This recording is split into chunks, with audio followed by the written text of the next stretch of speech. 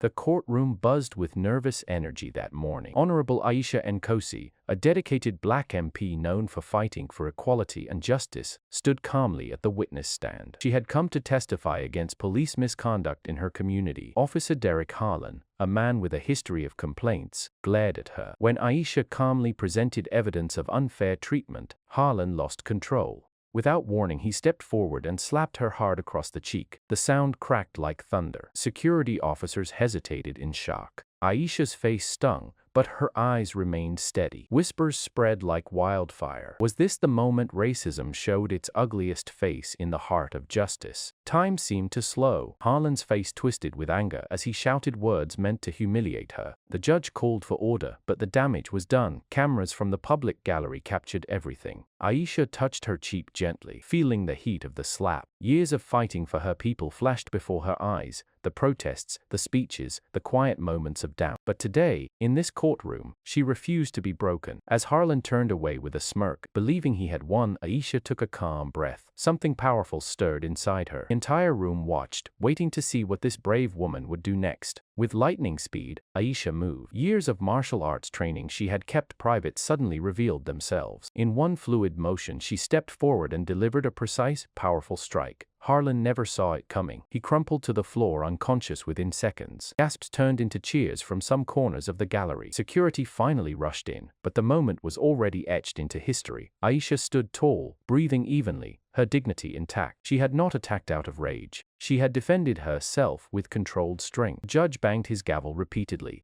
trying to regain control of the chaotic courtroom. No one could believe what they had just witnessed. News of the incident spread faster than anyone could imagine. Headlines flashed across the country. MP knocks out officer after being slapped in court. Social media exploded with support for Aisha. People from all backgrounds shared her story, calling her a symbol of resilience. Meanwhile, Harlan was taken for medical checks. His past records of aggressive behavior and biased conduct began surfacing. Aisha's legal team moved quickly, ensuring every detail was documented. She sat quietly in a side room comforting her worried aides. "This was never about me," she told them. "It's about every person who has faced injustice and stayed silent." That evening, Aisha addressed the media outside the courthouse. Her voice was firm yet filled with compassion. She spoke not of revenge, but of the need for accountability and reform within the system. Tears welled in the eyes of many watching as she shared stories of ordinary citizens who faced similar treatment. The slap had been painful, but her response had awakened something greater, a national conversation about racism,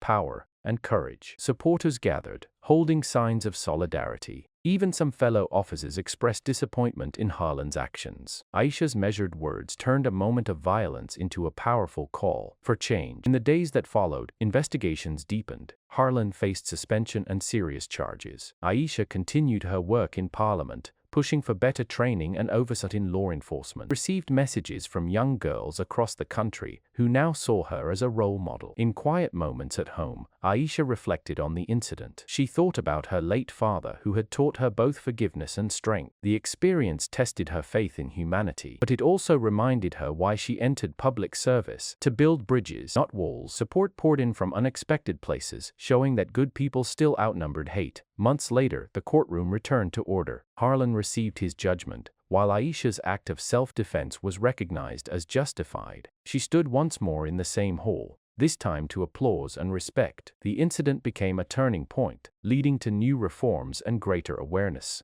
Aisha looked out at the faces before her, black, white, and every shade in between, united in hope. She had turned humiliation into inspiration. As she left the court that final day, she smiled softly. True strength, she realized, was not in striking back, but in rising above and lifting others with you. This is the power of dignity. This is the story we all need to remember. Thank you for watching. This story moved you. Like, comment, and share. Let's stand together for justice.